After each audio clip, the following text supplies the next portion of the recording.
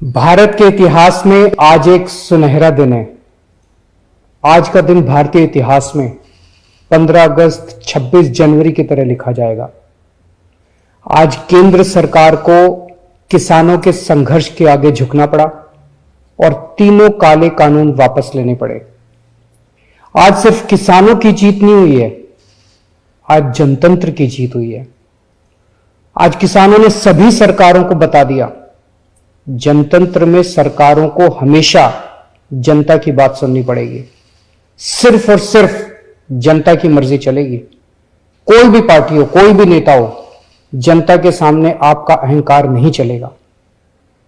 यह एक ऐसा संघर्ष था जिसने पूरे देश को एक कर दिया। इस लड़ाई में किसानों के साथ साथ मजदूरों, युवाओं, महिलाओं, आड़तियों, दुकानदारों ने सबने हिस्सा लिया। पंजाब हो या यूपी, बंगाल हो या केरल, पूरा देश किसानों के साथ खड़ा था। देश विदेश में रहने वाले सभी भारतवासी एक हो गए और इन सब ने मिलकर आज इतिहास रचा है। जिन्होंने धर्म जाति से ऊपर उठकर एक साथ सड़क पर तीनों काले कानूनों के खिलाफ ये लड़ाई लड़ी और आखिर में केंद्र सरकार को उनके आगे झुकना पड़ा, इन सभी की आज जीत हुई है। पूरी दुनिया के इतिहास में शायद इससे बड़ा या इससे लंबा कोई आंदोलन हुआ होगा।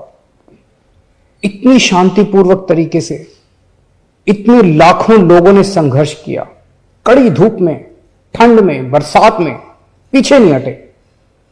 इस आंदोलन को तोड़ने के लिए सरकार ने, पूरे सिस्टम ने, एजेंसियों ने, पूरे के पूरे तंत्र ने न जाने क्या क्या कोशिश की। किसानों को आतंकवादी कहा, खालिस्तानी कहा, एंटी नेशनल कहा, सब तरीके से घेर के उनको, उनके हौसले को तोड़ने की कोशिश की गई। लेकिन किसानों के लिए भी आजादी की लड़ाई थी। आजादी के दीवानों की तरह किसानों ने भी कमर कस के ये लड़ाई लड़ी और जीते।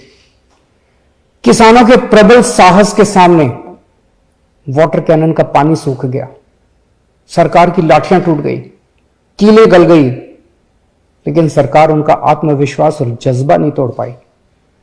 आज एक बात का दुख है, बहुत दुख है, 700 से ज्यादा हमारे किसानों ने अपनी जान गंवा दी। इसकी जरूरत नहीं थी, इनकी जानें बचाई जा सकती थी अगर ये कानून पहले वापस ले लिए जाते। हमारे किसान भाइयों और बहनों को इतने महीने सड़क पर बैठकर ठंड में, बरसात में, धूप में तकलीफ उठाने की जरूरत नहीं होती। आज 700 से ज्यादा किसानों की जान चली गई, 700 से ज्यादा परिवार उजड़ गए। आखिर किस लिए?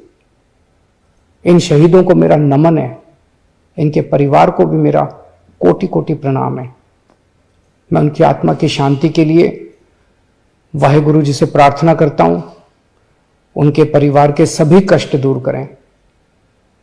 पर आपकी कुर्बानियों को यह देश कभी नहीं भूलेगा। आज का दिन हमारे देश के बच्चों और नौजवानों के लिए एक सीख है कि अगर सही नीयत से, शांतिपूर्ण तरीके से संघर्ष करो, फिर चाहे मंजिल कितनी भी कठिन और दूर क्यों ना हो, सफलता मिलती ही है। जय हिंद।